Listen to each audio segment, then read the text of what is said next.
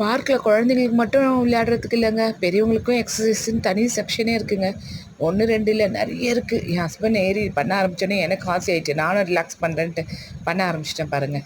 அதுக்கப்புறம் எது எது இருக்கோ அதிலெல்லாம் கொஞ்சம் கொஞ்சமாக நானும் ஏறா, பரியும் பிரத்தும் சைடில் நின்று பார்த்து சிரிக்கிறாங்க. என்னடா அது அம்மாவும் நானாவும் ஏதோ வித்தியாசமாக பண்ணிகிட்ருக்காங்களே அப்படின்ட்டு.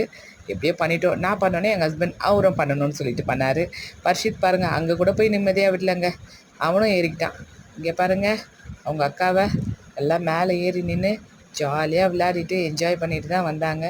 மண்ணில் பீச்சில் கோபுரம் கட்டுற மாதிரி பார்க் மண்ணில் கோபுரம் கட்டி கையச்சு போட்டு நல்லா ஜாலியாக பரிவுப்படுத்தும் எல்லாம் ஃப்ரெண்ட்ஸோடு விளையாடினாங்க, பார்க்கில் என்ஜாய் பண்ணாங்க.